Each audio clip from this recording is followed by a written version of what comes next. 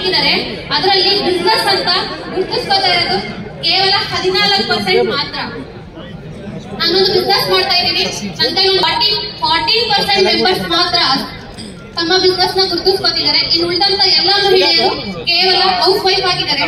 So ಹಾಗಾಗಿ ಇವತ್ತು ಸಿಕ್ಕಿರುವಂತ ಈ ಅದ್ಭುತವಾದಂತ ಅವಕಾಶದಲ್ಲಿ ನಾನು, ನನ್ನ ಫ್ಯಾಮಿಲಿ, ಪ್ರತಿಯೊಬ್ಬರು ಹೆಣ್ಮಕ್ಳು ಏನೇನೆಲ್ಲ ಸಾಧನೆ ಮಾಡಿದ್ದಾರೆ ಅನ್ನೋದಕ್ಕೆ ನಾವು ನೋಡ್ತಾ ಹೋಗ್ತೀವಿ. ಅಂತಂದ್ರೆ ಇಂದಿರಾ ಗಾಂಧಿ ಆಗಿರ್ಬೋದು, ಸಾನಿಯಾ ಮಿರ್ಜಾ ಆಗಿರ್ಬೋದು, ಸೊ ಮದರ್ ತೆರೇಸಾ ಆಗಿರ್ಬೋದು, ಎಲ್ಲ ಹೆಣ್ಮಕ್ಳುಗಳು ತುಂಬಾ ಅದ್ಭುತವಾದಂತ ಸಾಧನೆ ಮಾಡಿದ್ದಾರೆ.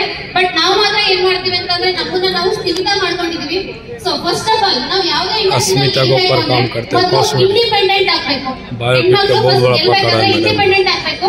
ಇಂಡಿಪೆಂಡೆಂಟ್ ಅಂದ್ರೆ ಮನೆ, ಗಂಡ, ಫ್ಯಾಮಿಲಿ ಬಿಟ್ಟು ಇಂಡಿಪೆಂಡೆಂಟ್ ಅಲ್ಲ. ನಾವ್ ಏನ್ ಕೆಲಸ ಮಾಡ್ತೀವಿ ಆ ಕೆಲಸದಲ್ಲಿ ನಮ್ಗೆ ಇಂಡಿಪೆಂಡೆನ್ಸಿ ಇರ್ಬೇಕು.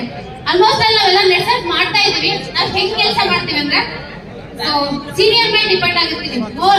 ಆಲ್ಮೋಸ್ಟ್ ಸೀನಿಯರ್ R&R ಮಾಡ್ಬೇಕಾ, ಸೀನಿಯರ್ ID ಮಾಡ್ಬೇಕಾ, ಸೀನಿಯರ್, ಅಥವಾ ಈ ಸಿಸ್ಟಮ್ ಅಲ್ಲಿ ಎಲ್ಲ ಸಾಧ್ಯ ಇದೆ.